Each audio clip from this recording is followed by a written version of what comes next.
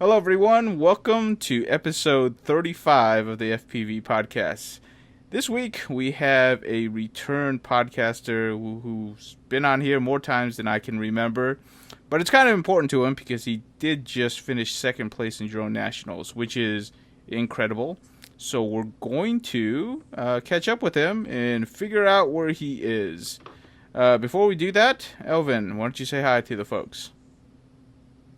Elvin? Hello, everybody. Hope you guys are having a great summer. Get out there and keep them props spinning. Cool. All right, Paul. Okay, Paul Nurkkala. How bad did I butcher that? How bad? It's Paul Nurkkala. Paul. I'm gonna set the record Nurkkala. straight on that one. Somehow in the FPV community, it's become a fun joke to mispronounce my weird spelled last name in as many different ways as possible, but it's Nurkkala. Nurkkala. Nurkkala. Coca-Cola? Okay. Also commonly known as Bulbufet. Why don't you say hi? Hi.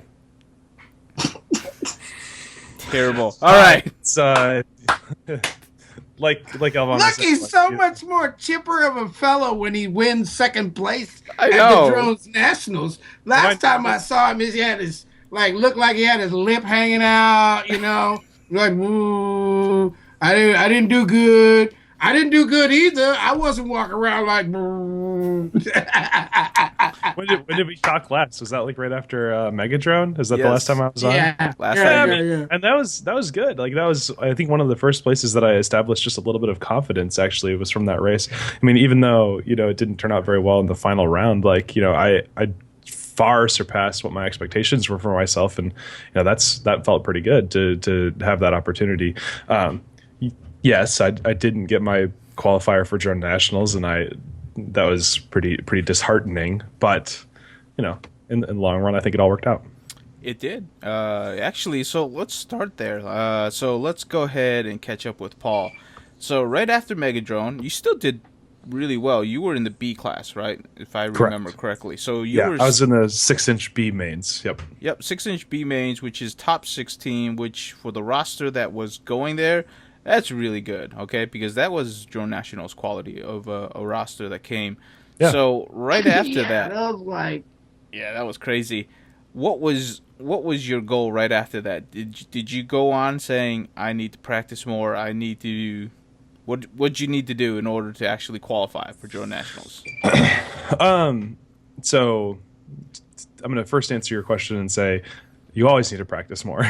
I always feel the urge to. I got back from the flying field like literally 10 minutes before this podcast started filming. And, I got back from Drone Nationals and I just wanted to go out and fly and practice more and get ready. So yes, I always feel the need to practice more. But after Megadrone, what that event reinforced for me was that no matter what you're stacked up against, no matter who you're trying to race, the thing that is most important is not about necessarily being the fastest person or the most talented pilot. It's about flying your own race. Be at an event to best yourself, and then you will perform at the highest level that you are capable of. You will not be searching for something that is beyond what you are able to do, which is when you crash. And if you crash, you can't win races. So it's going to Megadrone and experiencing a little bit of success from the philosophy of flying your own race reinforced for me just taking the time to sit down and really think about and focus on, improving myself and understanding myself so that I know what my capabilities are at a race and not trying to surpass those. Yep. Or be at the fringe, but know where your fringe is. You want to push your fringe and practice when it doesn't matter, and then run at your fringe in a race when the pressure is on, right? Yeah, I would agree with that. What about you, Right. Elvin? Would you teach that philosophy? yeah, you like with car racing, right? You don't run your engine, hard all the time. So, where did you learn that philosophy, or did you just come up with that through graceful meditation? Well, Yeah, I mean, I agree. if you look at any of the world of professional racing, I mean, it all comes Can you down hear me? to. Oh, Yeah, do we lose? you're Yeah, we still can hear you. lagging. If you look at the world of professional racing of any kind, you know, where it's been established for, you know, more than like a year and a half, what you find is that the speed doesn't come from magic or from luck. Well, sometimes it comes from luck, but you know, most of the time it all comes down to precision. You know, you're searching for the perfect apex. You're knowing when it's safe and proper to pass. You are, you know, generally your life is on the line, so you don't take the risks that you do when you're just flying around, you know, an electronic toy. Not toy, but whatever. Yeah. And so you know, I kind of had been reflecting on those things and saying, well, let's take that and apply it back to racing. So, you know, instead of searching for or instead of counting on some sort of supernatural performance at an event, instead count on knowing yourself, knowing what you are capable of, and perfecting your race there. Does that make sense? It makes sense to me. So, following that, did you change any of your regiments for following up, because you qualified pretty much like 3 weeks before drone nationals? Mhm. Did you change your regiment before you actually gone to the, I think it was the Flymore event, right? Yeah. So yeah, like you're saying, the my qualifier was Flymore, and Flymore took place in a abandoned or Sawmill. in historical sawmill. And what that means is that, you know, you're inside. There's a ceiling. There's real tight corners that you've got to work with. So I started to practice in environments that reflected that location. And so, you know, instead of just being out on a big open course or freestyling or something like that, it's instead, let's find a place with a ceiling. Let's set up real small obstacles and practice being in those tight, close proximity kind of races. And so me and all of the local crew here in in Indy set up courses like that that kind of reflected that sort of thing, so that we are comfortable pushing on or pushing ourselves in a tight, close environment, and knowing what our limits are in a tight, close environment. That's really smart, actually. I mean, that's something that, I don't know, like, probably I never really. Well, you think of it, but like to actually spend the time to practice in those events constantly, knowing that it's an important race. Yeah, that's Yeah. really smart. But I just realized that we kind of fast forward too much. You actually were at Flight Bash. That's probably where like your winning streak actually started. So let's do a little rewinding. So back up a little bit. We drove up, or I drove up to Flight Bash. I think you drove up too, right? Was it up for you? Correct. Yeah. And we were at the Tattoo Championships. I was mostly there for fun, although I did do a little bit of flying. You were there to compete, and you won the Tattoo Championships, which, Mhm. by the way, congratulations.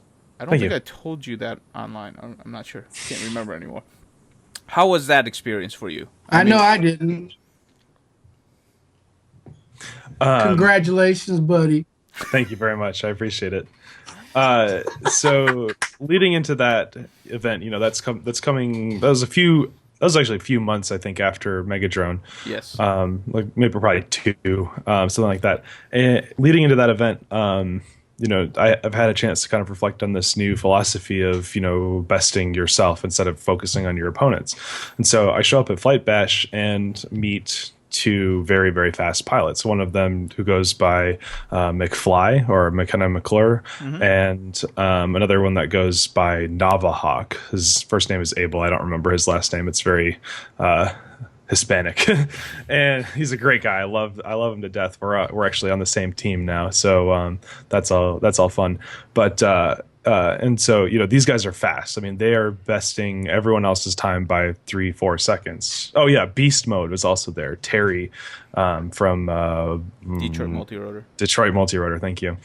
And so, you know, setting down your quad next to these, you know, three professional fast pilots is like, you fall into the temptation of being intimidated and telling yourself there's nothing I can do to keep up with them. But when you have clicked into that mentality, you've already lost, because you are not trying to beat them. You are trying to best yourself.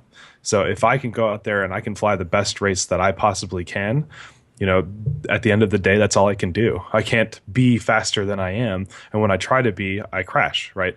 So fast forward, I ended up actually qualifying in first place for that event. First place?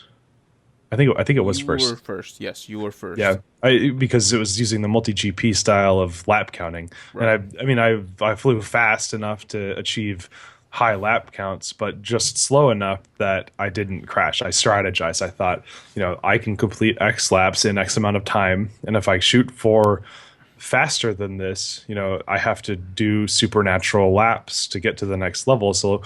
But I can slow it down by 6, 7, 8 seconds per lap and just get laps in. And so by strategizing, by flying my race, by focusing on what I know I am capable of, I was able to qualify first. Fast forward to the final round. It's me, Navahawk, and McFly, and then another guy that just kind of went slow and captured laps in the same way that I did. This at the beginning of the second lap, both McFly and Navahawk were chasing down each other, pushing themselves to race against one another, and they both crashed.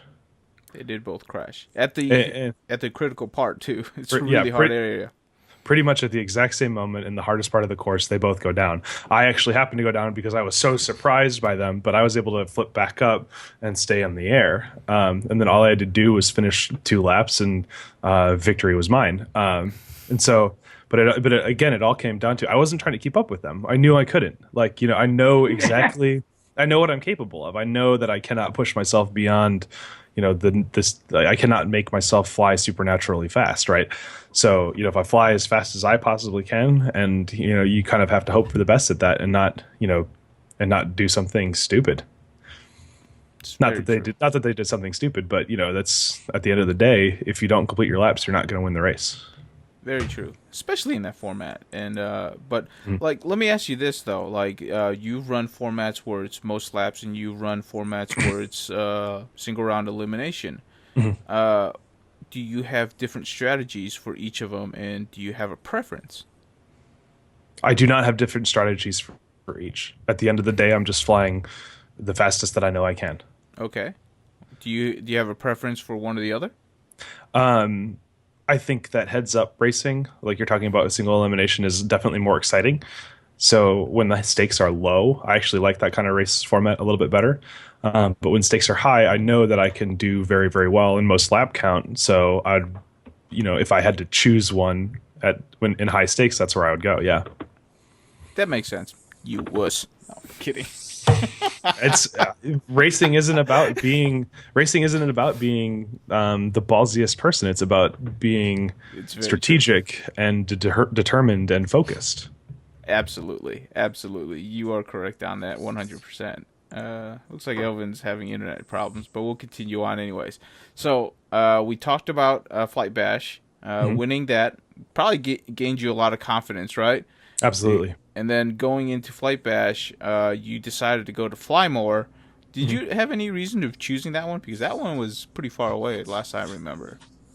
It was so the Virginia one, the Virginia race, which was the next potential qualifier that was within a reasonable range. It wasn't in LA or something like that. I live in the East Midwest, and but that I could not attend because I was at a DRL filming, which I can't talk about, unfortunately, but it's exciting stuff. It's going to be fun. And then, but then the Charlotte one, which was Flymore, was the next available opportunity, within a reasonable distance. So, it took about 9 hours to drive there, but at the end of the day, that's not really that big a deal with 3 other people in the car, that are your closest friends that you fly with and share all the same interests, and it's just a good fun road trip. That's true. Cool. Flymore, what'd you think of the event? I saw a lot of pictures and stuff, but there wasn't. Didn't really see a lot of video of it. Yeah, it was. Let's see. I was actually talking to one of the organizers today on the phone about some unrelated stuff, but the basically Flymore. Whoa, Elvin! What are you doing? Hey everybody, it's FPV Fly Girl here with your tip of the week. And this week it's a user submission sent in by DZ Block. And this one I've actually tried out myself in the past, so I know it works out pretty well. And it's just using a zip tie and some heat shrink to hold your antenna in place.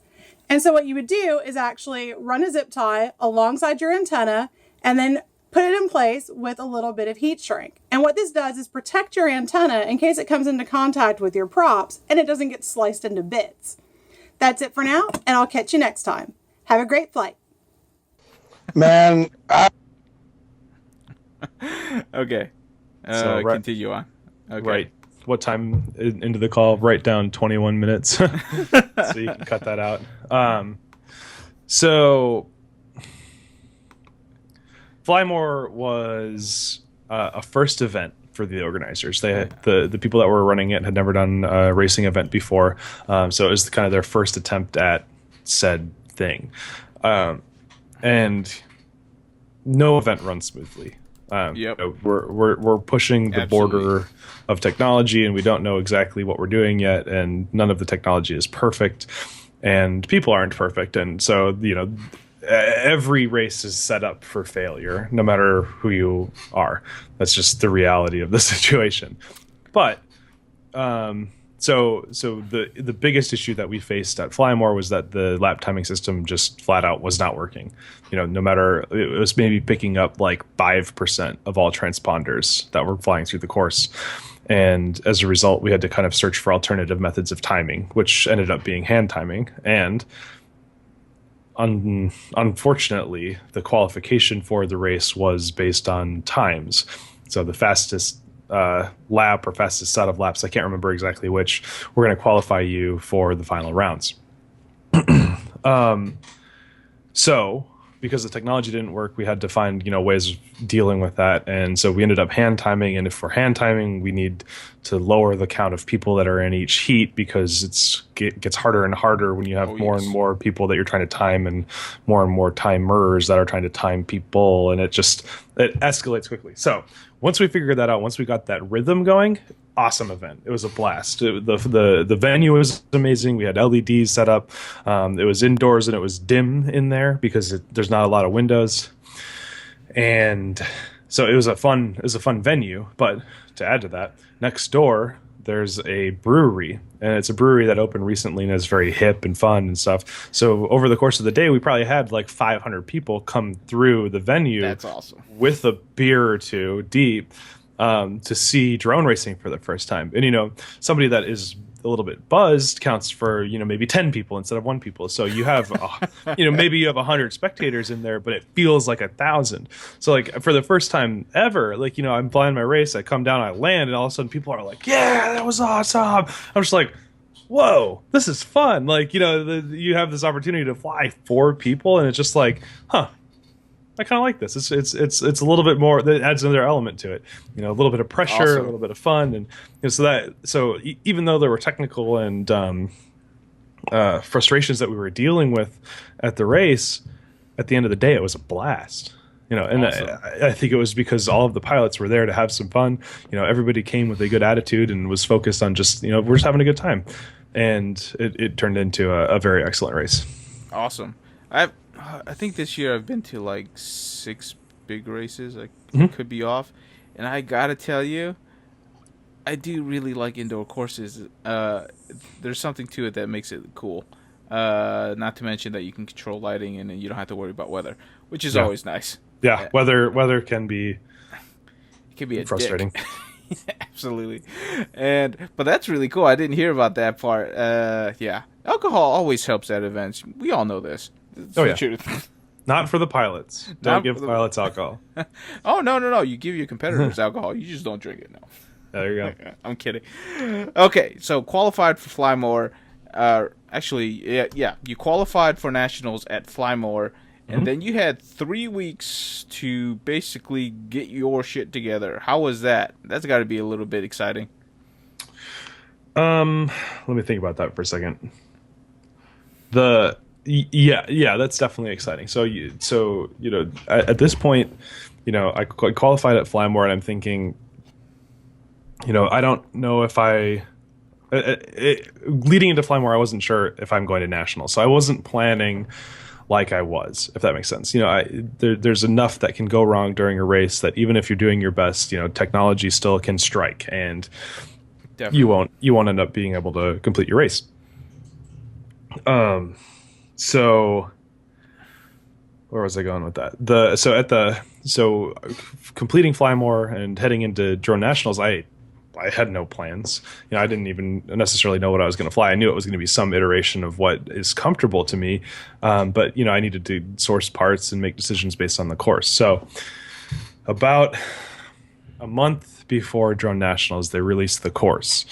And the course is, they released like a 3D rendering of the entire course, and it's just massive. Like we're talking like, what was it, like 2,400 feet long? Yes. Like something like that. Like, and that's 4 times longer than any course that is usually set up for drone racing. And so you're looking at that like, I don't know if my 1300 milliamp batteries can make it on, the setup that I've got. It turned out they could, but we, so I didn't think so, but I was actually kind of impressed. Yeah, me too.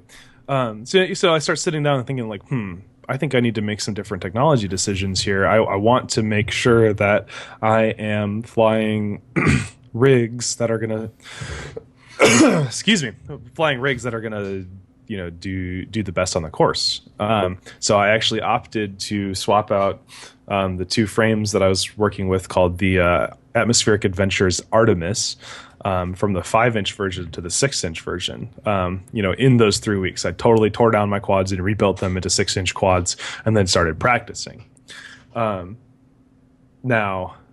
6-inch propellers have kind of gone by the wayside, I think, in the last 6 months of FPV, as 5-inch tri-blades kind of have become popular. I still think that I'm a pretty big fan of 6-inch props, so it's I was kind of excited for that opportunity to kind of bring that back and to hopefully do well with them. So I grabbed some 6-inch Artemis frames, built into them with 2206, 2200 kV motors, swinging Dow 6040 regular blade, 2-blade props. So what that's doing for me is that the 2206 stator size, has high torque, and then the slightly higher kV of 2200 rather than like 2000 gives me a higher top end RPM, which gives me a higher top end speed. But all of this, because it's a 6040 prop, comes with a little bit of efficiency, right? Instead of pulling, 30 amps on a tri-blade, which can't really spin that fast and kind of hogs your battery, at the what's the popular kV right now, like 2500 ish, somewhere in there. I am going to maintain a higher average voltage throughout the course, because my full open throttle is going to be very fast and very efficient. And then as long as I can manage the extra thrust through the tight spaces, in those long straights, I can just open up the throttle and count on my battery to be still at a reasonable voltage at the end of it, right? So I'm kind of thinking through the course. I'm thinking through the technological decisions that I'm going to make and decide, I'm going to go 6-inch. I'm going to use this powertrain that I'm already using, and I'm going to customize, I'm going to get very comfortable in proximity with 6-inch props. So I take my 2 6-inch Artemises to my cabin, and for the whole weekend I burn like 80 packs, and just in very, very tight, close. Yeah. I mean, there's nothing else to do but, sit and be at the beach. So I sit and was at the beach with a quad. And literally my wife's reading on a hammock, and I'm sitting right next to her with in my FPV chair with my goggles on, just ripping all day long.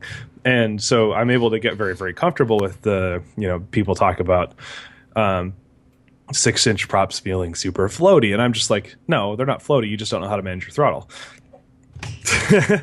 That's actually very true, because I swap between 5 and 6-inch props. And I think if you have a high throttle sensitivity, it definitely feels very floaty. Do you agree with that? Because there is definitely, because you're swinging a bigger prop, there's definitely more thrust on the lower end, especially on a 22 kV. Yeah. So it's actually I don't like the word floaty. I really don't. You're making it sound like there are different flight characteristics from the props. There aren't. You're just flying it differently. You're flying something that's a little bit different, and it has the same mechanics. It just has more thrust. And so if you just scale down your movements by just a little bit, it's just as agile. Yes, I would argue. Some people will vehemently disagree with me on that. I don't care. Yeah, I'm not going to say anything on that, really. But just to go with your point, you were also running bi-blades instead of tri-blades on your 6-inch, so that also adds to your efficiency. And also, generally speaking, you're only losing 100 kV while adding an extra 4 inches overall in terms of propeller. Is it 4 inches or is it 8? I don't remember. I think it's 4. But I mean, it works out. The math does work out. Generally speaking, a 6-inch prop it can hold its own against a 5-inch easily. And what I find funny, because during Drone Nationals, it was only a max of 3 laps, which had it been a max of 4 laps, you would have outright trounced everybody, because everybody's batteries would be dead. Exactly. Yeah, and that's genuinely what I was counting on. I thought that the course was a little bit longer than it was. It turned out we were getting under 29-second lap times, and even if you're full throttle through an entire course with 29-second lap times, you're probably not going to flatten a battery in a minute and a half. So as a result, the technological decision that I made wasn't perfect, but I think in general still helped. I think so too. It's kind of interesting, because a lot of people, like you said, are moving up higher in kV, and higher in kV, as anybody who flies, generally means when you're full throttle, you're going to be pulling a lot of amps, and your motors are going to be really hot, which generally means lower lifespan for your motors. Which I guess when you're on a 3-day event, you probably don't care.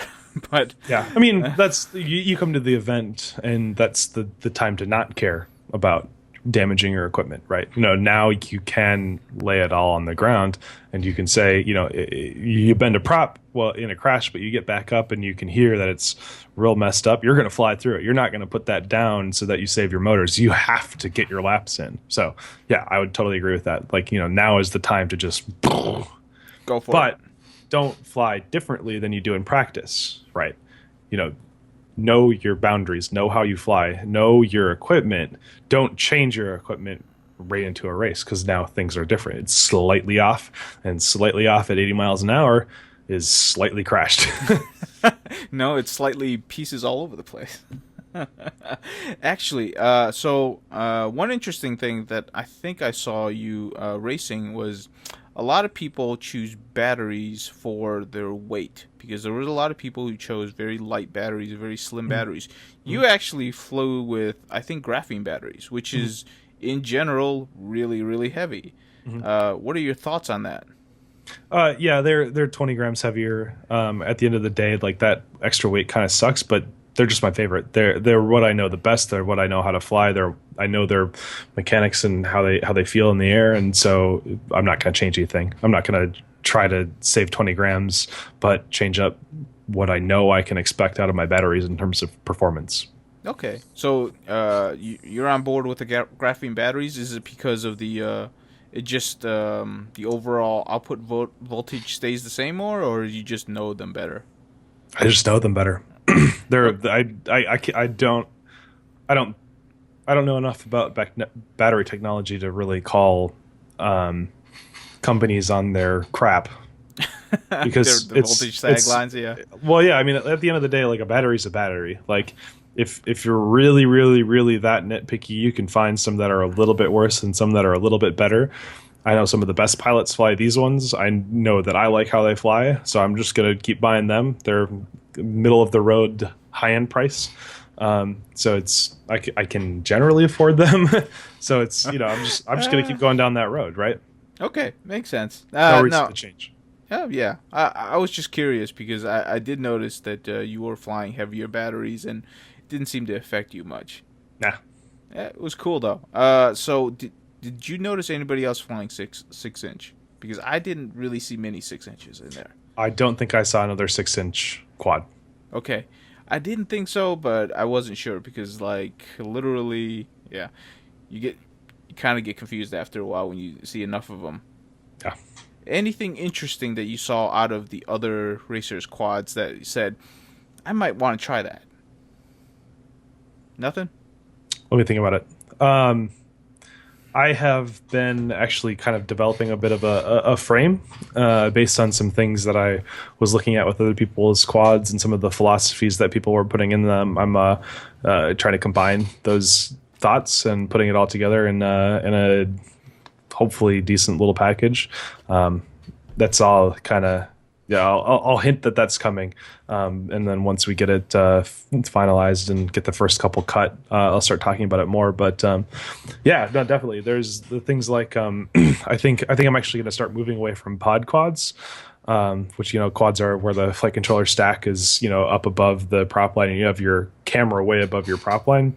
Because I think that putting the pilot kind of down inside the bubble, inside of the prop line, inside of the center of where the quad is flying, is going to give you a better feel for where it is and relative to everything around you. Yeah, closer to all the axes is what. Yeah, you're saying. exactly. So I have some interesting things that I'm thinking about with that in terms of pushing even further than other frames on the market, pushing the pilot down into that axis, as well as long quads I'm starting to fall in love with, or stretch X is what people are calling it. Brian Morris is a huge proponent of that with like the Obi-Wan. Night Fury was flying an Obi-Wan this weekend, I believe. And the Shrike V2 is a true X, but it adopts that kind of philosophy of pushing the pilot down into the thrust line and, that it's giving you higher control. So I'm kind of working with some combination of those philosophies as well as with durability and weight saving and all of that to build something that's hopefully pretty cool. Awesome. All right. So yes, I did notice a lot of things from other pilots, and I am taking them to up my game, hopefully for Drone Worlds here. So awesome. So basically, what we're saying is we're previewing a Bulbufet frame, a Nurkkala frame. He's gonna punch me one of these days when I keep saying that. Okay, so 3 days of racing in Drone Nationals. Due to the weather, them putting in new turf, active gods, whatever you want to call it, track wasn't finished on time. Very minimum practice time, which, as an event organizer, all I can say is, and this is not a defense of anything, is that the single biggest issue of event organizing is that we don't own the venues that we go to, which means we have to always scramble to set up everything because we don't want to pay for an entire day of setup costs. It's actually very expensive to rent out a venue, especially big venues like Governor's Island. I'm sure it's very expensive. Not to say that I condone them for not knowing about this and planning it out, but it happens. So they were late. You had minimum practice time. Were you worried that you weren't going to get enough practice to really know the course, to really fly it at your best? Yes, I mean, I think at the end of the day, everyone wants to practice the course as much as possible, so that you can start developing and practicing and perfecting your race lines, right? At the same time, I actually saw that potentially as an advantage for myself. Well, I don't know. Well, I don't think that I am particularly fast at picking up a course and learning its lines super well. Unlike, for example, Zachary Thayer, who won without ever practicing the course. Dude, man's a machine. Yeah, he is ridiculous. We'll come back to that though. And I do think that I know my limits better than many other pilots. So I know when I am practicing and doing those first qualifying runs on the courses when I am pushing too hard. And I know when I'm going to crash. And so as a result, potentially going into that with less practice was a benefit for me because I didn't crash out in any of my practice heats or my qualifying heats. I actually didn't have a single crash on the course except when RSSI dropped out on me. And I swapped that receiver that night and it was never a problem again. So awesome. What do you think of the course in terms of, I know you said you overall liked the course. Do you still hold to that? Yeah, it was a fun course. There's probably a little bit too much straightaway. 6-inch props kind of gave me a bit of an advantage there, but I think it could have been a little bit more technical. But I mean, at the end of the day, we still only had 3-4 pilots finishing out of 6-7 man heats. So that's, I don't know what's going on there. But it seemed to be a pretty good balance of technicality, verticality, and speed. Because we're not just there to have a fun race, but we're also there to put on a show. I mean, this is the first time that drone racing has been on ESPN and received a Nielsen rating and had a huge live audience and stuff like that. So we've got to keep it entertaining. We got to keep it moving. And if everybody's crashing every 5 seconds, it's not going to be quite as entertaining. Very true. So, what do you think of the gates? Those were the first time I've seen those gates, and I've talked to the people that actually made those gates. Pretty interesting gates, actually, because, I hope the audience have seen them, but they actually end up being a lot bigger because it's not a half circle; it's actually a full circle that's sitting on the ground, which was actually pretty cool. Did you like those? Yeah, they were super forgiving. I hit them a couple times, like dead on. And I basically just bounced back, and I was still in a hover, and I kept going. I saw that. I recorded one. Yeah, a couple times, or at least once that happened, and I was just like, "Huh, all right." So I appreciated them for that aspect, but they're also pretty big. I mean, you're talking like a 8-foot diameter circle. That's huge compared to like a 5x5 multi-GP square or whatever. And I mean, when I'm practicing, I set up like 2-foot gates, and so they're nice and big. I liked it. Yeah, they were really nice gates. Now, you were talking a little bit about this is the first time that we really tried to make this into an audience sport, and the crowds actually did come. They came pretty much all day. It kind of, petered out towards the end, but that's because Governor's Island was actually closing and people knew well enough to not miss the ferry. So, but like the crowds were there. What did you think of the crowd? Were they engaged? Did you think that you liked it, and did you actually enjoy having the crowd there? I did enjoy having the crowd there. To be honest, I didn't pay that much attention to them. I was very, very focused during the race, to the point where I would like forget to, enjoy not enjoy myself, but like take in my surroundings. So I would look at the crowd once in a while, and it would go from very, very a lot of people to a pretty thin crowd, depending on the time of day and all that kind of stuff. So it was also very hot and humid and kind of not great weather all the way around. So, excuse me. Look, he's already tired. I guess I have to start wrapping this up. Nah. I instead of going to bed last night, I decided to build a quad. So it's my fault. Paul, always dedicated. Let me tell you. When you were actually racing, like Championship Day, which is Sunday, which ended up, by the way, being the hottest day, which really sucked because it was really hot that day. Yeah. They gave you qualified. Okay, so you were 12th, I believe. I can't remember. You're right. Yeah, I did. I qualified originally 27th with my first qualifier, which I took very, very easy because I just wanted to get some laps in. And then I did a second qualifier round, and I qualified in 12th place. Yep.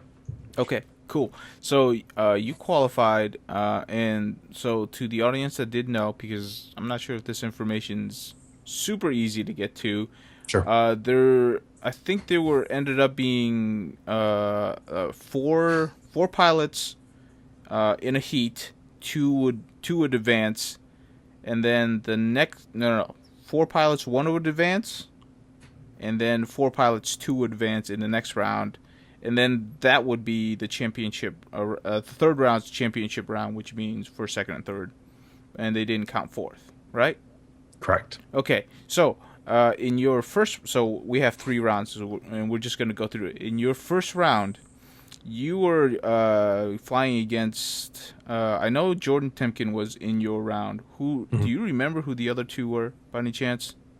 One of them was from Cincy. I think he goes by like Boise. Oh, Boise, yeah. Like okay. that. Yeah, I'm pretty sure he was in that first qualifier or first in the quarterfinal. And then, to be honest, I don't remember who the other one was. Okay, I knew that they were one of the lower qualifiers. So because I qualified 12th, I had one person that was faster than me in my quarterfinal, and then the other 2 were slower than me. If that makes sense. Okay. Because that's the way they split it up. Yep. No, it makes sense. That does make a lot of sense. So, walk me through that round. How did you win that round? Yeah. So 3, 2, 1, go. I brought a spotter with me. Like I said before, Navahawk or Abel, who I met way back at Flight Bash, and I raced against him at Flymore, and now we were on the same team with Atmospheric Adventures for Drone Nationals, and I had him come and do spotting for me, and so he's kind of giving me updates on what's going on throughout the course, who's behind me, who's catching up to me, whether or not somebody has crashed or not, and just kind of confirming that information and giving it to me right there, so that I don't have to listen to the announcer or to the crowd or to the other pilots and try to figure out everything that's going on. He is my eyes outside of my goggles. So 3, 2, 1, go. Beeper goes off. My plan was to push myself just a little bit, up to my 95% instead of my 110%, and try to get out in front of Jordan Temkin so that it was up to him to catch me, and hopefully forcing him to push himself to 120% and potentially crash, if that makes sense. Yep. So I'm taking my 95 and forcing him to jump into his 120. Does that make sense? Yep. Turns out. So you wanted a fast start, basically. Yes, exactly. And I know I can do a fast start, so I was comfortable with that. I shot off, and I did. I got out front, forcing everybody to try to keep up with me. Turns out on the line, Jordan Temkin's back left motor wouldn't arm, I think he said, and he armed, throttled up, and it spun off the podium. Joe Scully picked him up, put him back on the thing, arm again. Everything spun up, and he took off. So, I'm out front. I have about 8-second lead according to my spotter. I make the first lap, and all of a sudden, Abel's like, "You got a 6-second lead." I make it about halfway around that lap.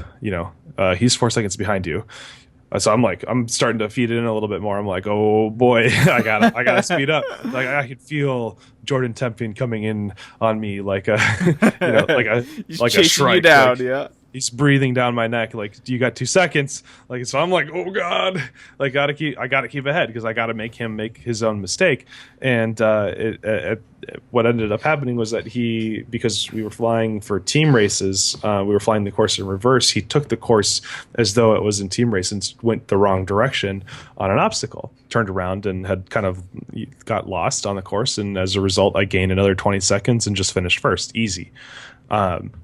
And so, as a result of slowing down, focusing on my race, having good information, before the race, I did a bunch of I actually did course visualization exercises. I sat down on the ground for like 30 minutes, just with my thumbs in midair, and walked through the course in my head.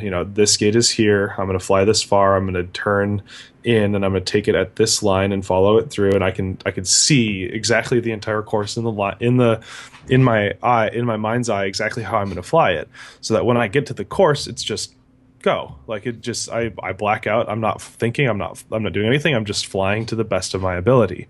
And I'm not saying that's what won it for me, but at the end of the day, I didn't get lost because I knew exactly what I was going to do ahead of time. I knew exactly how I was going to fly it, at what speed I was going to fly it, at what line I was going to fly. And as a result, I finished 3 laps and came in first. Yep. That's actually one of the things, we didn't discuss this, but that's one of the things about long courses that people don't realize is that in the heat of the moment, it's pretty easy to forget the back half of a course when it's that long. Yeah. Because, like, those little cones on the ground, you can't see them. They're really small. Yeah. I mean, leading up to, because, I mean, I only flew 6 batteries over 4 days. You know, leading up to each heat, I knew I had like an hour. So I put my goggles on, I watched DVR for 20 minutes and then do course visualization for 20 and then just goof off for 20 to try to just kind of get rid of any extra stress and, you know, come sit down and be like, all right, let's go. I'm ready. I know I'm ready. I know what I'm capable. I know exactly what I'm going to do. Helps. Okay, so round 1, Jordan Temkin out of the way. Jordan, by the way, is like... Zach Thayer and Jordan Temkin are on the same team, so they compete against each other, and they both push each other, and they're both ridiculously fast. Yeah, I would say those two are in the top 5 fastest in the United States. Definitely. Bar none. So, okay, get that round done. Watch everybody else fly. On to round 2. Do you remember who was in your round 2 class? Because I don't remember. Sure, Zach Thayer was in mine. Okay. And then, Willard FPV of Team Lumineer. Okay. And someone else. I think that might have actually been Boise or Bozy. It was someone else that was familiar, but not super familiar. So I knew that I had to beat Willard. Willard actually qualified like 3 seconds faster than me looking back at it. And so, and I knew in my qualifiers that there were places where I could shave time. I know, like, for example, in my fastest qualifier round, I lost RSSI for a few seconds and my quad shot up in the air and I had to recover and come back and, you know, finish the course. So I knew where I could shave time and I knew that I could be faster than what is presumably his fastest. So I get ahead of him. I fly my race. I know my lines. I fly just against myself, and he couldn't keep up. And we talked about it a little bit afterwards. He's just like, dude, you were on fire. Like, you know, you knew exactly where you were going, and I was trying to keep up, and I tried too hard. I pushed myself, and I crashed because he was not flying his race. He was trying to fly my race. You know, and so as a result, you know, I knew I'm not going to beat Jordan or Zach Thayer because I only had to be second place. So I just let him go. Don't try to fly his race. Just fly my race. Do the best that I possibly can. Come around the course, and I end up finishing in second place. Willard crashed out. I think the other guy stayed up all the way. And so I just finished ahead of him by a safe margin. You know, at the same time, I'm still listening to my spotter. He's saying, you have 6 seconds, you have 8 seconds, you're further away, you can take it easy. You know, I don't want him to tell me slow down. I want him to tell me, you know, I want him to remind me, fly your race, don't push yourself, don't do anything beyond what you're capable of. And so I qualify for the final round. Dun dun dun. And then the world changed because he was actually in the last race, in the biggest race of the year currently, because Jordan Willis hasn't happened yet. What does it feel like now? Because literally you are now considered to be the top 40 in the United States, because this is nationals. So you can say that now. So were you a little freaked out that you've gotten this far? Because I remember interviewing you on morning day 2 that you would be happy in the top 50, which was bullshit, by the way. I knew that. Yeah. Well, yeah, I didn't know. I mean, you know, you look at the roster, you see, you know, Night Fury, Jordan Temkin, Zach Thayer, Jesse Perkins, Christian Avedon, Brain Drain, McFly.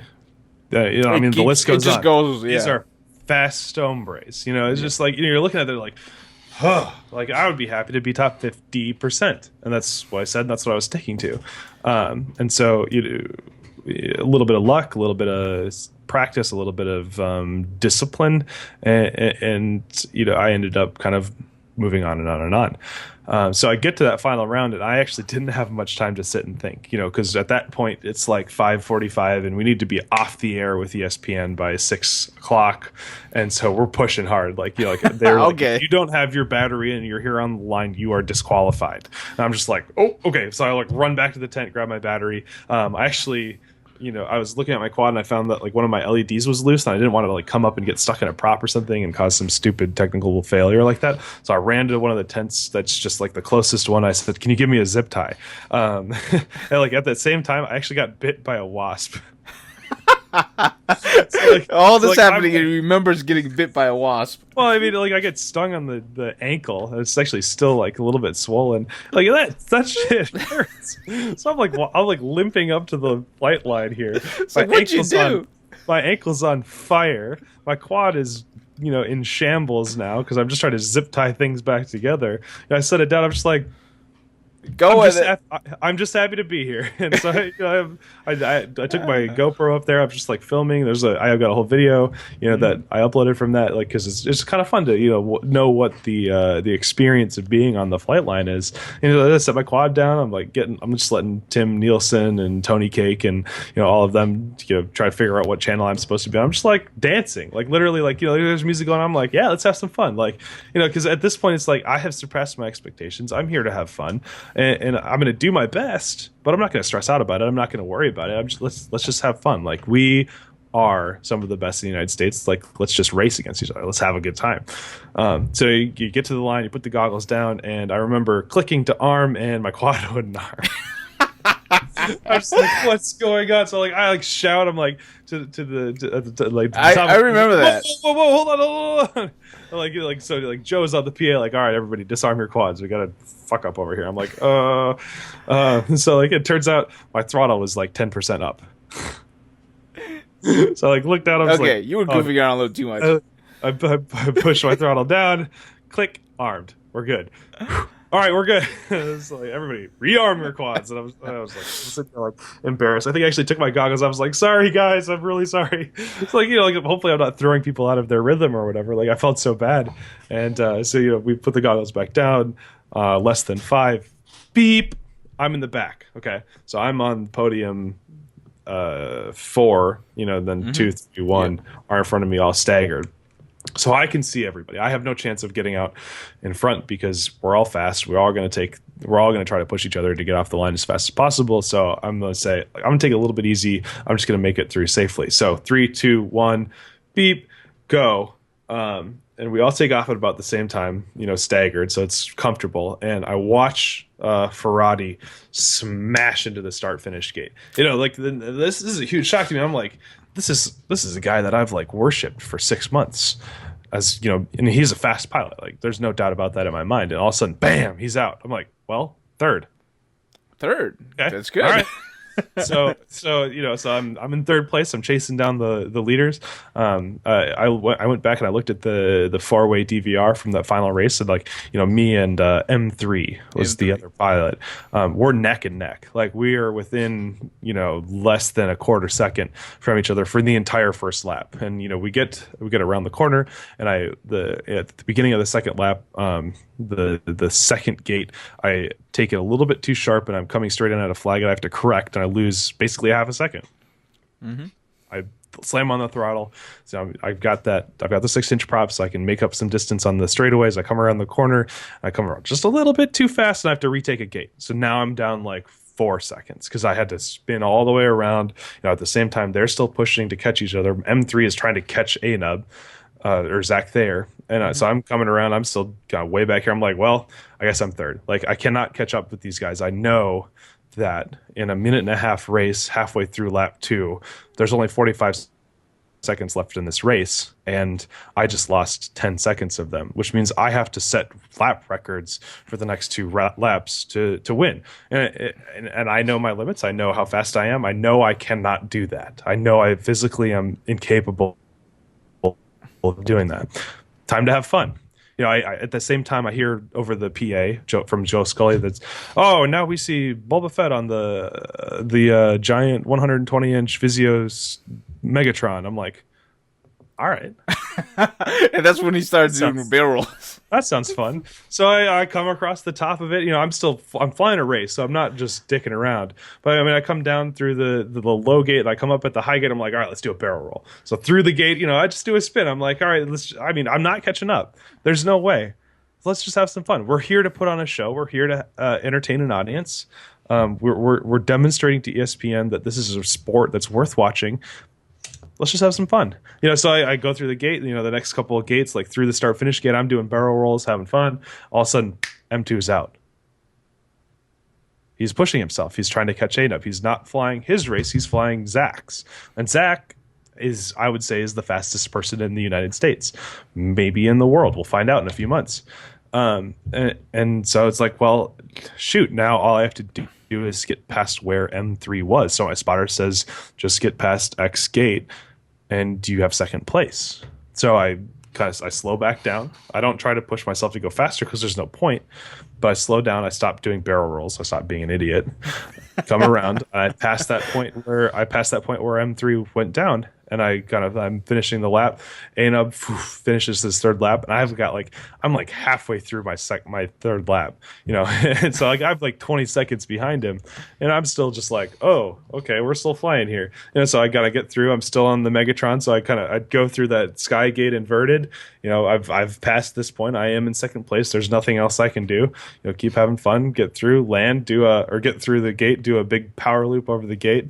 Land, take off the goggles, and it's over. I'm just like, I remember turning around to Tom, who is the head judge and kind of has become a friend of mine over the last few months. And I remember pulling off the goggles, kind of sitting there for a second. Like, I look at my spotter, I'm like, thanks for spotting for me, and like, what just happened? And I turn around, I lift up the goggles, I look at Tom, and I'm just like, what the bleep? Like, I'm just like, what just happened? Like, I came here expecting to be in the top 50%, excited to for the opportunity. Things went wrong over the course of the weekend, and what I kept coming back to is I'm just happy to be here. This was my dream for the last year, just to be there hanging out with all of these cool pilots that I have spent the last 6-10 months just watching every single minute of YouTube that they put out and wanting to be a part of the club, I guess. And, so at the end of the day, I'm just happy to be here. I'm just happy to be in this environment. And I think that helped take a lot of stress off and helped me focus in on, just being myself, doing my flight, taking some video, having some fun. And so, it all kind of culminated in what just happened? Like, this is not my goal. This is not what I came here to do, but it's a nice bonus, It was a very nice bonus. So what was it like to celebrate to be in the top 3? Because you got to hang out. I mean, you can legitimately call yourself the fastest in the United States now. So what was it like to be on the podium, having that trophy? It is very surreal. I mean, I think because we were a little bit rushed on time, like all of the cameras bum rushed Zach, and yes. They were getting all of his post race interviews, and so I kind of was like, well, maybe there's an opportunity for me in M3, and how does it feel to be second place? Like, what do you think about the winner? Blah blah blah. But whatever, that's fine. I didn't care. So we get up there, and we're holding the trophies and getting the photos and stuff. It's just like, this is great. I still feel like an imposter. Like, I just came here to fly and have fun, and I practice the things that I put into practice, but I know I'm not faster than some of these guys.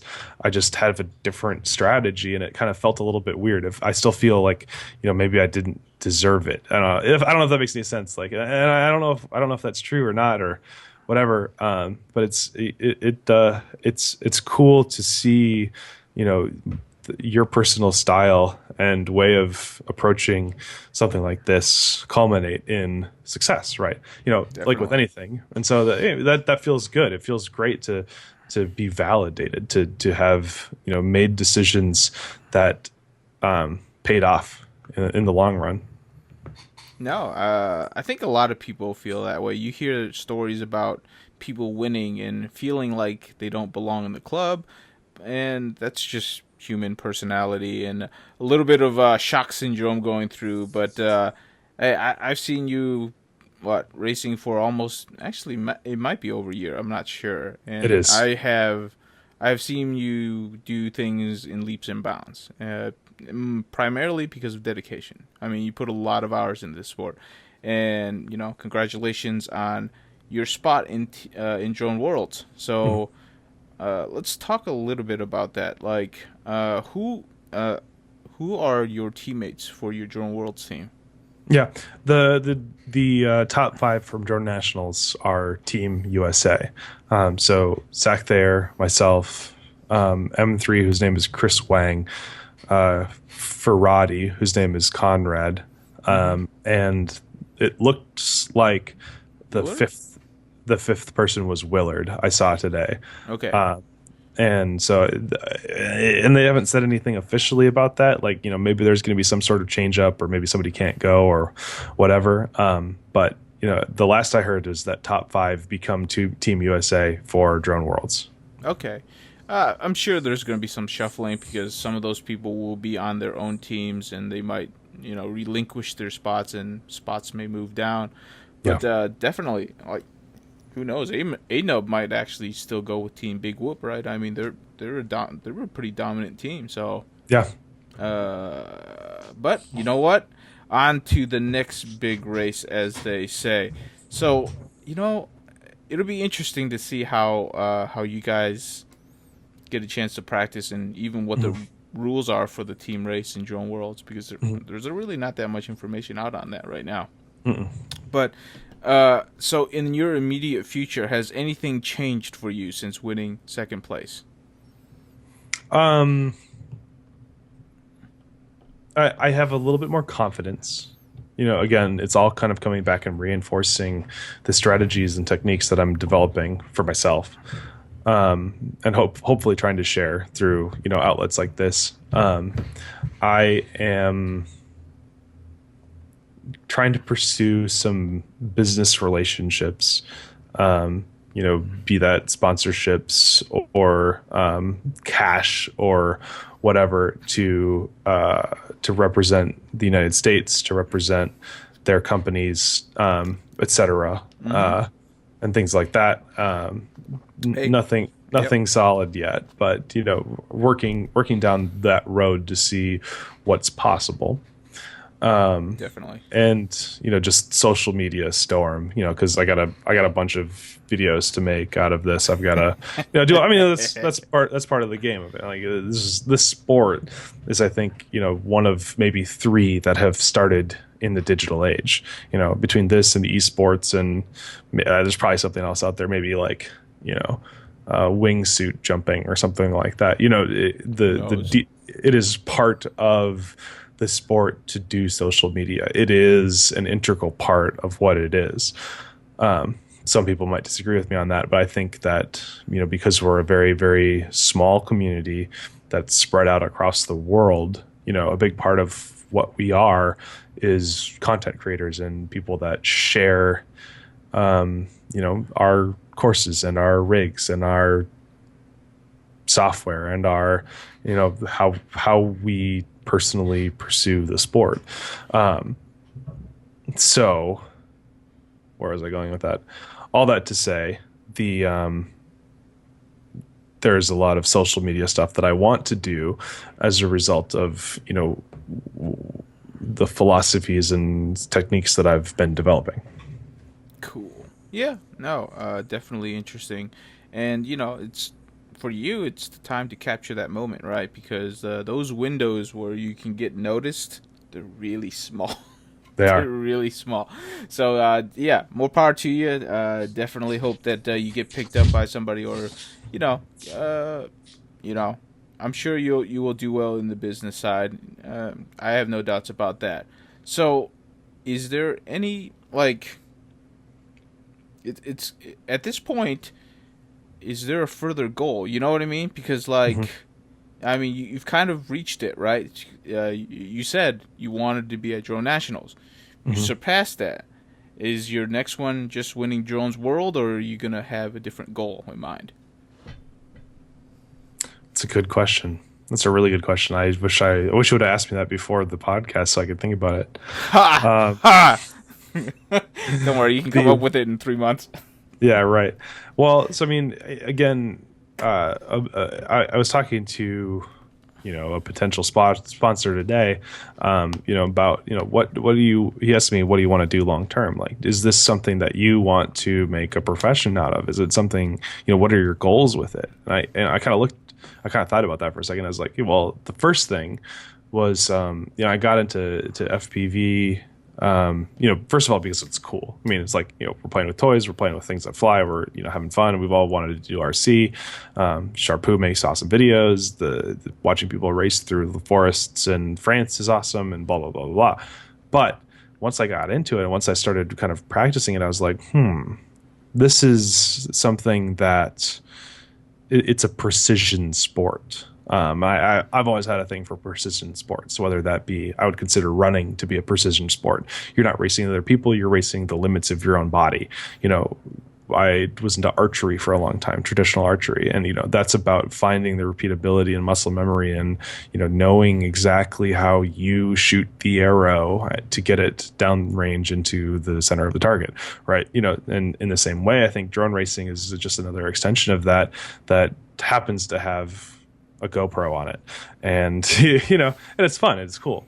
And so this aspect of bettering yourself, of besting yourself, of continually improving and developing who you are and how you are approaching things and how the techniques that you want to have are extremely attractive to me, and it has very tangible results. Right, in a year I've gone from barely being able to hover a quad in my garage to somehow taking second place at drone nationals, and you have this very tangible realization of and like feedback cycle for personal success, and that feels good.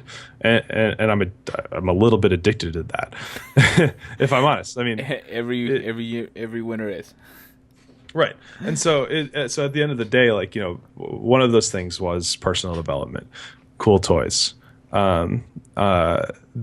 content creation and leadership and influence is something that was appealing to me. Spending the time to create something good and something that other people want to see and something that helps other people is a powerful motivator. Right? I don't just fly for myself. I don't just race for myself. I develop these techniques and strategies and share them freely. I have uploaded 50 hours of build videos, doing live streams and having people come and ask questions and learn about them. Not because I like to be the center of attention, and I kind of do sometimes, but because I do want to share what I've learned and to create a lower barrier of entry for people that are starting now. When I got started, things were getting pretty good. 2 years before that, holy cow, nobody knew what they were doing. When I got started, people were just kind of starting to figure out what they were doing, and now there's so much information, it's overwhelming. So I'm trying to create that community and that development and that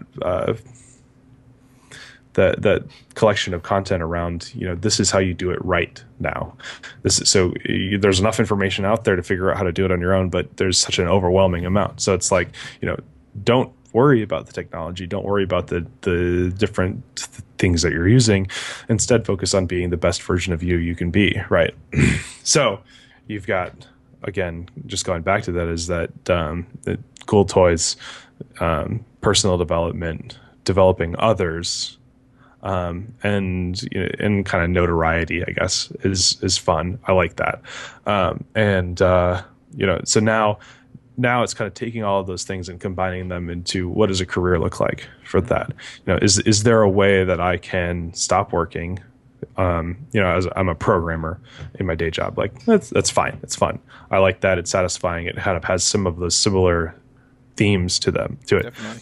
But not to the same degree. This, I think, with drone racing being a new thing and being a thing that we as a community are starting to discover as it's growing.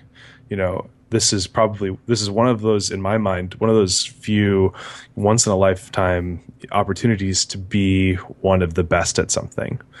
And I'm not the fastest pilot in the world, and I did get lucky at drone nationals, but there is an opportunity, I think, here for some of the people that get on board early and that push hard now to be one of the best in the world, whether that be at racing, at content creation, at influence within the drone community, whatever that looks like.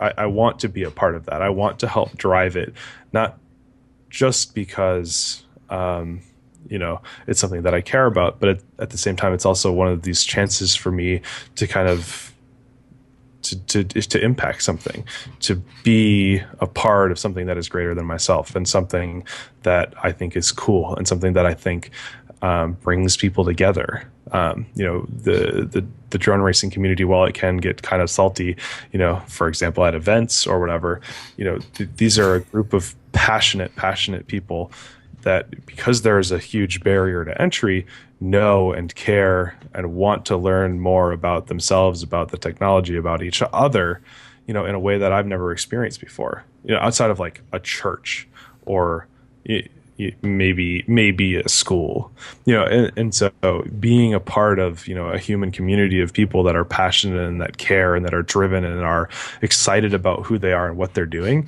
Holy cow. And if I have a chance to help bring people into that, almost as like a drone evangelist, if that makes any sense. Evangelist. There's power to that, and there's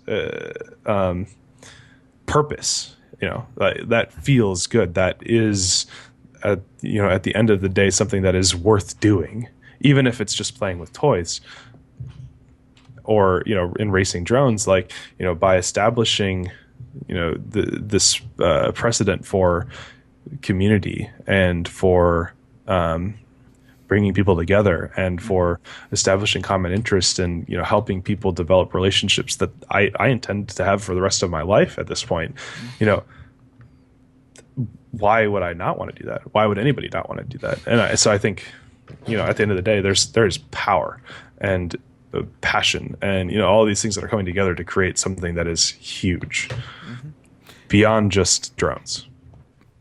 So, a few interesting things that I would want to say. A lot of what you said makes absolutely amazing sense. And I won't say who, because like in the background, a lot of us who organize stuff talk about what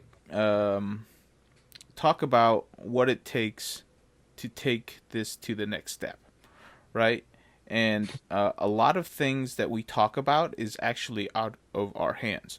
One of the things that does come up, which kind of leads to some of what you said, and I'm just adding to it slightly and giving my opinion to it, is that many of the best pilots actually, they aren't very aware of their own self-brand and where they want to take that brand. You're one of the few that actually have a very strong opinion on what you want your brand to be perceived like. A lot of pilots, they can be really good, they can be really helpful, they can be really friendly, but they don't have that insight into what that brand that the general populace is going to see.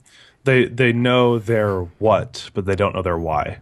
Exactly. So, and one of the things that this sport is looking for is that few set of people that can represent the sport as a brand. Like take for example, Rotor Riot, right? Rotor Riot, the personalities there, they have the personalities there to represent drone racing as a brand, but they've branched off. They've branched off and wanted to create a different brand, right? So you can't take that and bring it over to drone racing to help bolster it at this point, because they went off and did their own thing. But when they did that, they actually took the best of the branding with them. And that actually, it kind of hurts, to be honest with you, right? So now we're looking at, well, who can step in and fill that void? Because to be honest with you, there's a lot of pilots that can, but nobody has really stepped up to really fill that void. And like if you look at NASCAR, right? People don't go to look at the cars. People to go look to root for the drivers, right? We're still talking way too much about the drones. and not enough about the drivers or the pilots for us. So they're in the fact that I think you're heading down the right path. Sorry, I didn't mean to get too philosophical. No, you've been talking to Jeff Leclerc, haven't you? I've talked to a lot of people, but yeah, interesting things, right? So another part of what you said in terms of having those relationships, and it's actually really hard, right? Because the more you do with relationships and brand building, the more it takes away from what you want to do, which is flying, right? So like there's definitely a fine balance, and eventually you either have to dedicate to the sport, which means quitting your job and hoping that you can make it, and or doing this part-time still, and hopefully, but like the skill ceiling will continue to climb. There's no doubt about that. People will still get faster, technology will still get faster, so the ladder, you have not reached the end of the ladder, because there's no such thing as reaching the end of the ladder, right? I will say this though, I don't know if this interests you or not, but you're at the top right now, right? That means you get to actually, when you're at the top, you get to dictate where that ladder goes. You actually have that power right now. So just think about that. That's when you're at the top, you're kind of like Chad at this point, right? You get to actually do a little bit of wiggle room to actually drive how this moves. Like Jordan Temkin, Zach Thayer. You guys can drive a little bit of where this sport can go, because you are at the face of it right now. But that's all I'm going to say. Otherwise, we're going to get into a philosophical discussion and drive people to sleep. I mean, I spent the last 20 minutes talking about philosophy, so I'm all for it. That's hopefully some of the audience finds that worthwhile. I hope they do, because I think that these ideas are all things that are worth thinking about, not just in drone racing, but in the rest of your life. I mean, find people that you want to be around. It is exactly human to be a part of a group of people that share common interest. That's no matter what you are, that's going to be fulfilling. Cool. I'm going to switch gears because I don't want to make this podcast too long, and I know you want to get to sleep. I just want to talk very quickly about two other parts of the sport that people are trying to grow, mainly freestyle and wings. What do you think of freestyle in these type of events? Do you like it? Do you hate it? Do you want to participate in everything just because it's there? So this is a hot button topic. I see what you're trying to do here. Why? There's a little gotcha journalism. No, it is not. Maybe it is. It might be. But so I think that there is a time and a place for freestyle competition. I think that the majority of people participating in many events these days are there to race, not to freestyle. The majority of events are focused on racing and not freestyle. That's what I meant. And when you have one person in the air, when you have 100 people waiting to fly, it can get a little bit frustrating and a little bit confusing. So and this was not my idea. I think it was Gabriel, Gab707, that suggested it. But what he said was, between heats, get someone without a VTX to fly a line of sight 3D heli, or quad mover come and do some 3D line of sight quad things, because that's a crowd pleaser. It's awesome to watch. And you could make a competition out of something like that, and just let that be filler. Don't let that be, an end all be all kind of thing, because there's not enough time to do that. But instead, use that to keep the crowd going. Use it to keep the crowd excited. So there's a time and a place for a freestyle competition. I don't think that it necessarily should be at the same time as a race, because as we all know, races end up delayed more often than not, because technology isn't there yet. That's just the reality that we currently live in. And but at the same time, if we want to incorporate some aspects, like maybe we can get some line of sight stuff going, or use the opportunities that we have set before us, not as a end all be all, but instead as a way to complement each other. It felt, for example, at Drone Nationals that it was freestyle versus racers, when instead it could have been freestyle and racing. And I think that was the goal. Like, they were thinking about running freestyle heats at the same time as racing heats, but at the end of the day, kind of decided that wasn't the best opportunity. But if you had a freestyler run between heats while we're setting up the heats, that could be pretty cool. It could be pretty fun to keep the crowd entertained, keep the content flowing, and that as soon as that freestyler lands, everybody. Oh, did I lose you? No. Oh, Can okay. you hear me? Yep, keep going. Yeah, I guess I lost video. Sorry about that. So at the end of the day, you're pushing content out all the way through, keeping the crowd entertained, and now you have a freestyle competition going on. So yes, freestyle should absolutely be a part of things. Yes, freestyle should probably have its own thing, but if we're going to incorporate it, let's incorporate it better.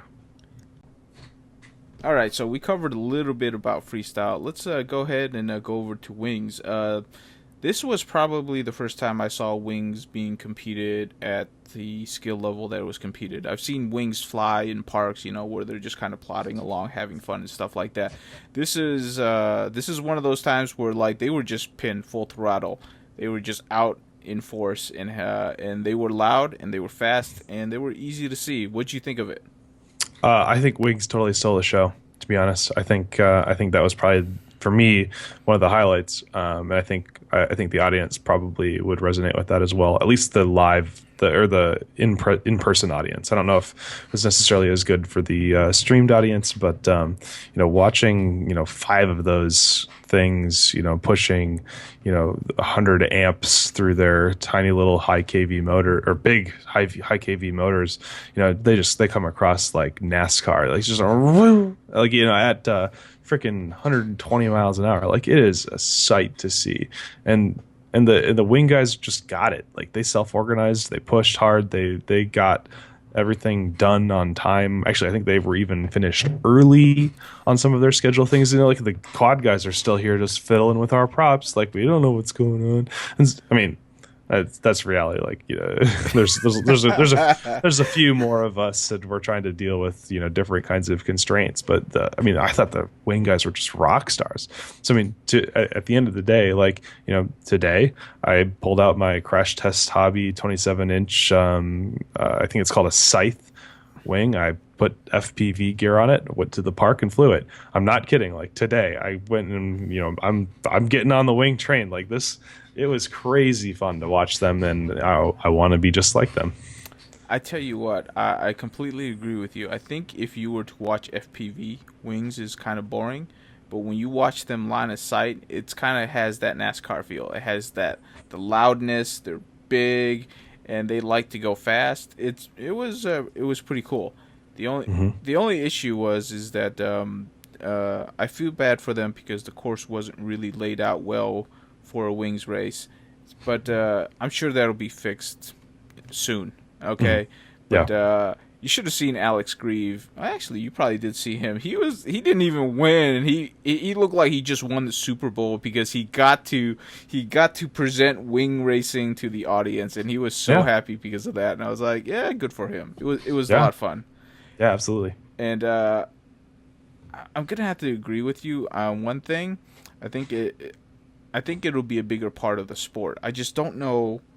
This is where me and Alex actually kind of had a quick conversation on this, is that the issue is that there's not enough wings people and there's not enough wings team to actually make it into a marketable thing right now.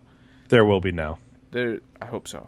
Give it 2-3 months and there's going to be hundreds. Alex, build a bigger wing. No, I'm kidding.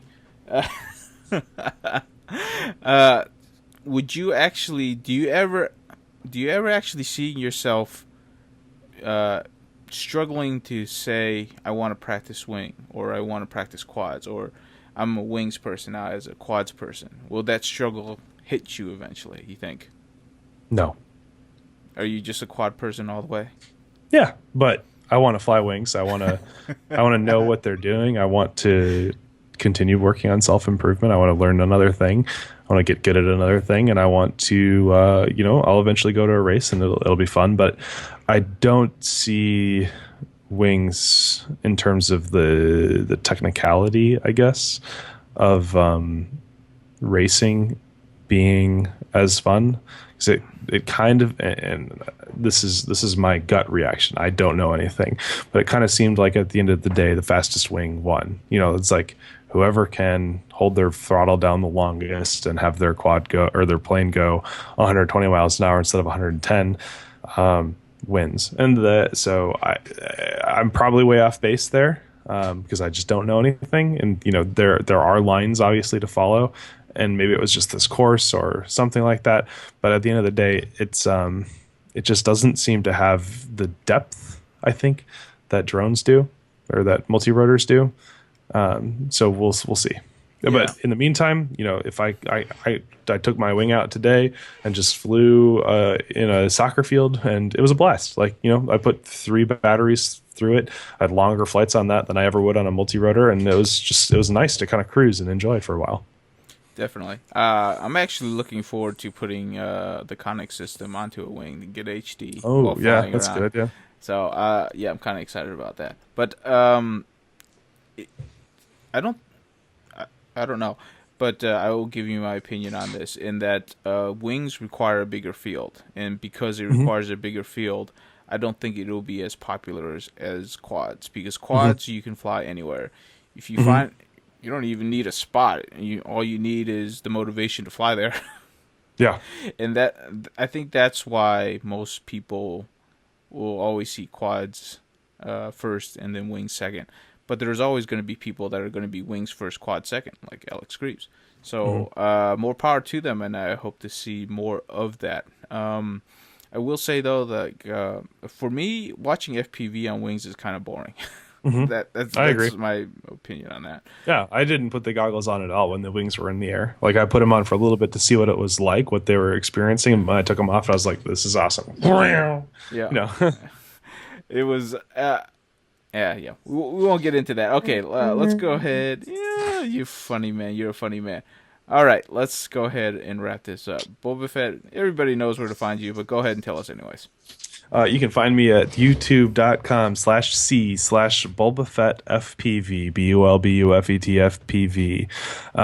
And on that channel, you'll find vlogs and live stream events and, just miscellaneous flight videos from different things here and there that, just all come back to telling the story of what it really means to be a multi-rotor pilot, right? Y and I have been talking about philosophy of drone racing and of personal improvement and community. And I think that all of these things are a big part of building into those, 3 minutes of content that you get to watch, right? For every 3-minute video that you see of people flying a drone around a cool abandoned factory or something like that, there have been 30 hours of asking people questions and doing tuning and building quads and repairing quads and finding footage and repairing footage and, or preparing footage. And at the end of the day, there's a lot more to it than what you get to see on the surface, and sharing that process and the story of that and the what it really, really means behind the scenes is my goal. So if you want to check more of that kind of philosophical approach to FPV out, bulbufetfpv.com is the place to check it out. Awesome. Actually, just bulbufet.com, I think. I think both work, actually. I buy both, so. But, yeah.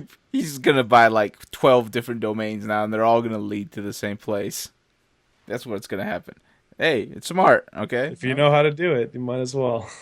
It's $10 a year for a domain. It's stupid cheap. It is kind of true.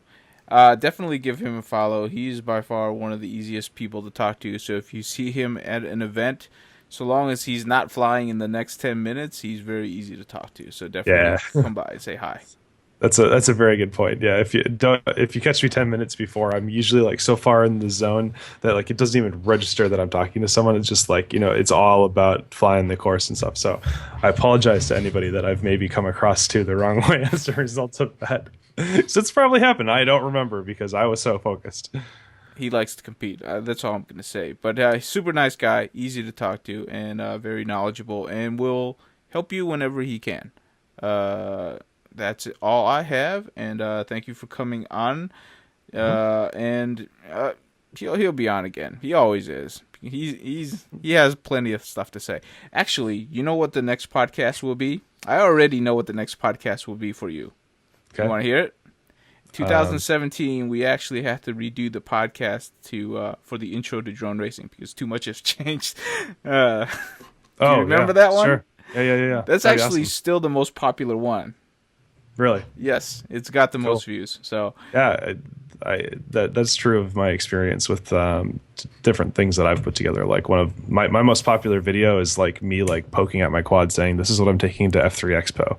People are like, for some reason, people eat that up. I'm like, all right, that sounds good. And so I try to do another one every time I come to a big event. I gotta film one for nationals still. So wait a minute, that's past. It's already passed. I know, I'm probably too late. Yeah, sorry, still do it. People still eat it up. All right, man. You have a good night. I'm actually pretty proud of what? Because I actually got all of my national stuff into one bag, so I'm actually pretty proud of how that all packed in. So that's anyway. Yeah, you actually had you flew, didn't you? I did. Yep.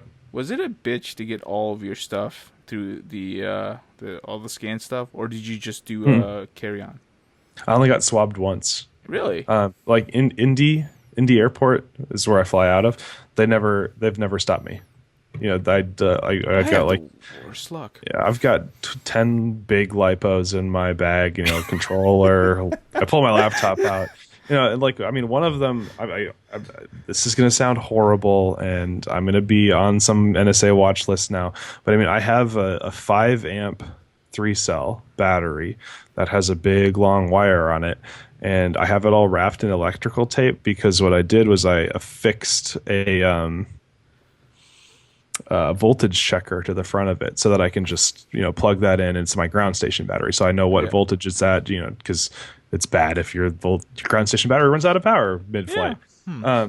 But it looks like a bomb.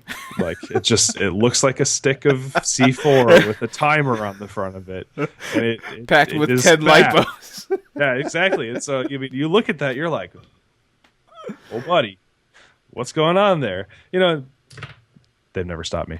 I just walk right on the... I just wanted to say, I have the worst luck. Holy cow. I must have spent I had 2 flights. I had a direct flight, and I must have spent over an hour with the TSA people.